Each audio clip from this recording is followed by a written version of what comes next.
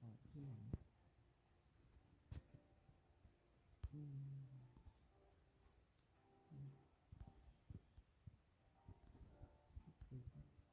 มีขายรับปกติเพราะเขาเป็นแฟนธุรกิจร้านที่เจอแล้ว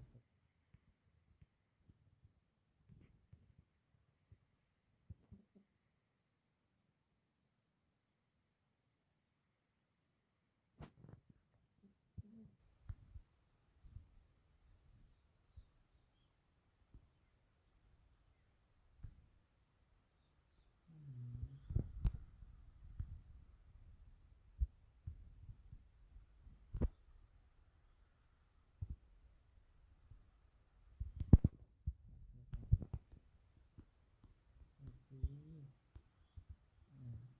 จะเปลี่ยนชุดนะครับวันนี้จะเปลี่ยนชุด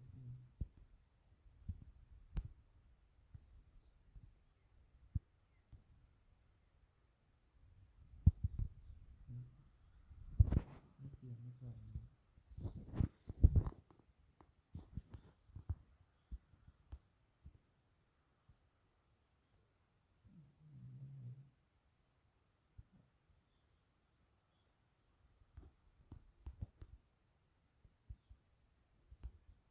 อืมอืมอืมก็มาดิครับก็มามีแฟนยังมีละ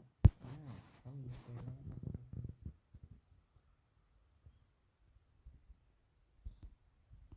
อืม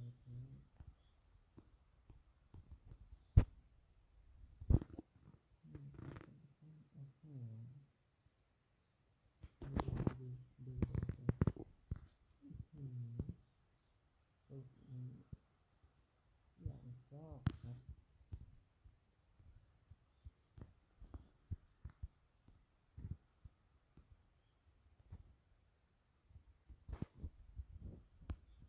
แฟนอืมอืมครับผม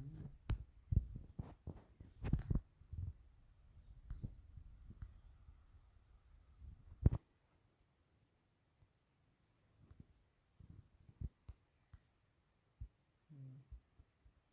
อันไหนคือคือวันนี้เนี่ยอืมอ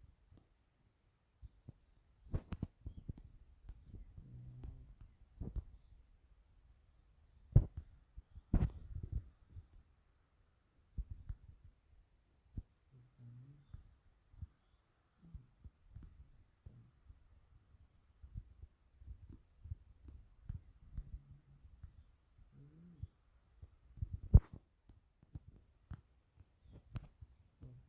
ม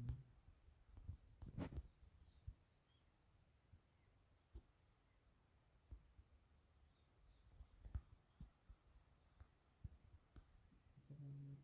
โอเคงานตอนนี้อืมเราก็แต่งคนอื่นนะครับอืม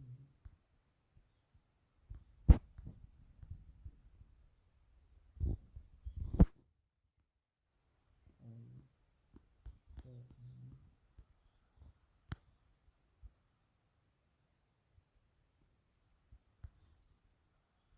เลยไม่ได้ให้ตรงนี้รีพีทได้เลยตรงนี้ไม่ได้ก็มีตรงนี้อืมอืม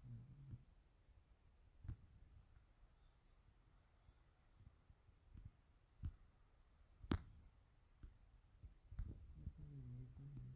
อืมอืม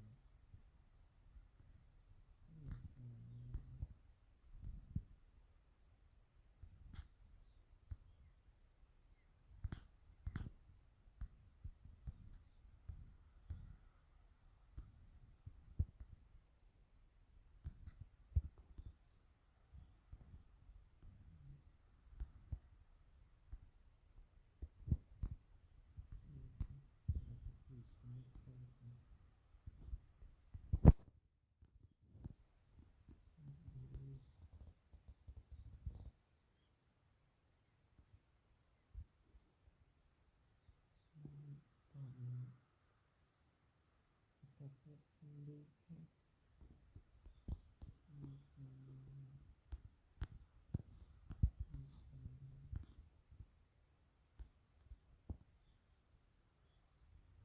อืมเอ๋มีกิจกรรมอืม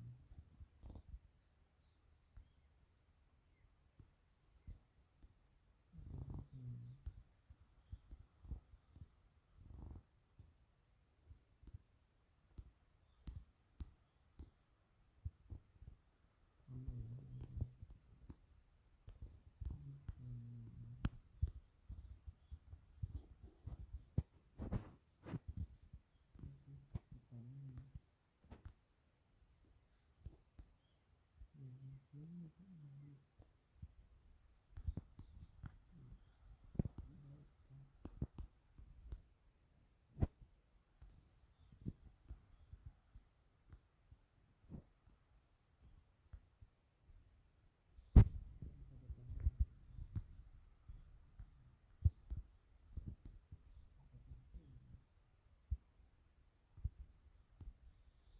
อืมตอนนี้อืมอืม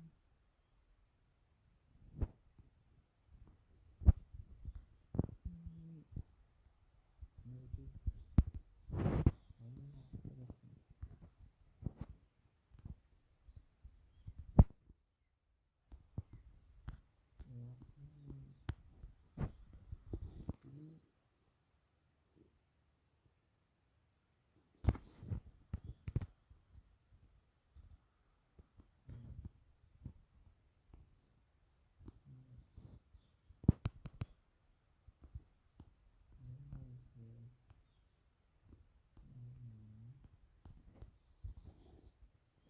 คือ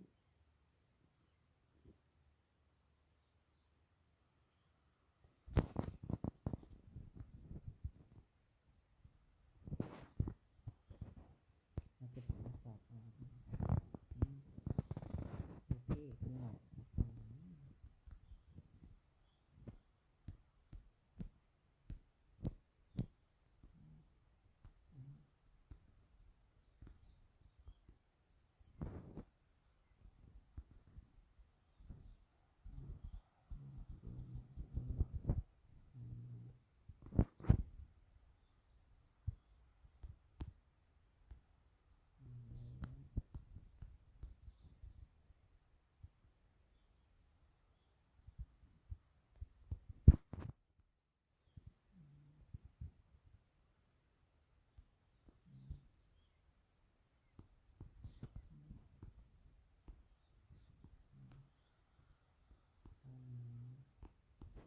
นี่ก็จะเป็นนี่ครับดูสิก็จะฟันออกไปไหมวะพาไปหรือเปล่าวะ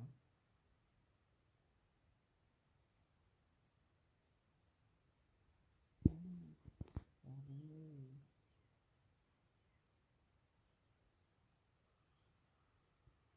พาไปเลย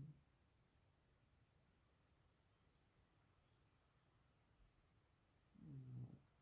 อืมอืมอืมก็จะปล่อยมือ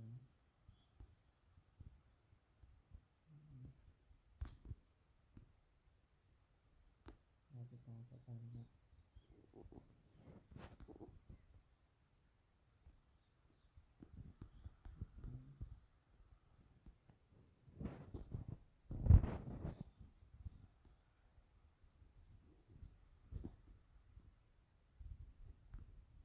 เราจะพบกันนี่นะครับ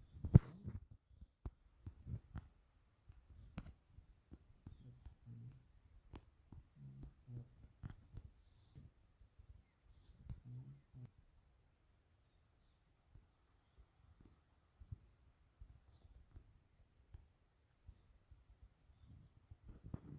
ต่อไปนะครับ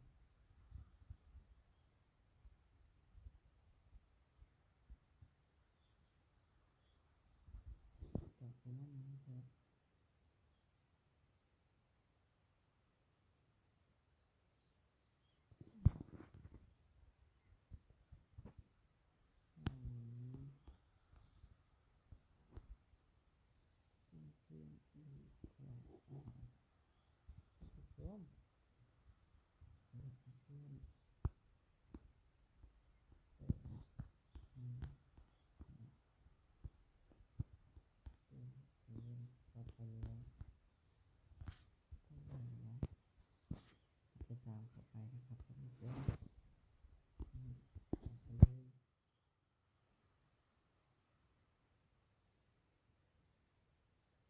ไปห้องเขานะ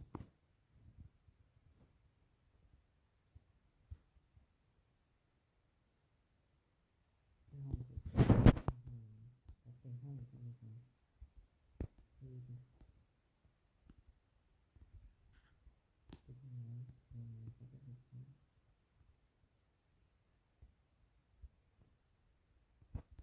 เออ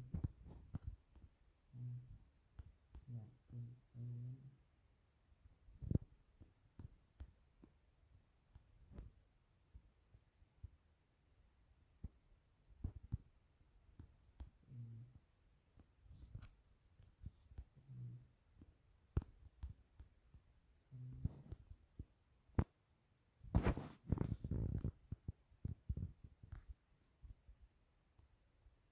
แบบนี้ก็จะเป็นนี่ขอตอบนะครับดูดิ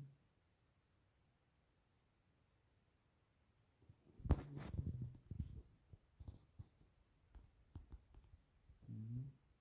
เป็นคนแล้วนะอืมอืมค่ะอืมขอบคุณนะครับทุกคนอืมเกิดมาเป็นทุกข์ทุกข์นะ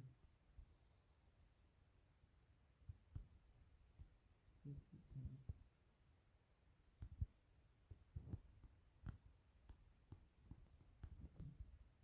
ก็ได้พบกับเขาแล้วนะครับท่านผู้ชม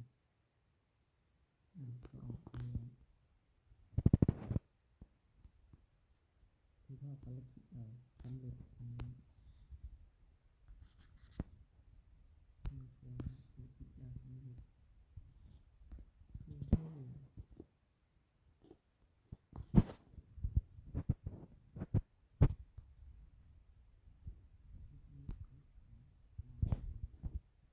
ห้ในครอบครัวของที่ทำให้เป็นนักศึกษาเป็นคนที่ทำงานนี้นะครับผมขอแค่เพียงนี้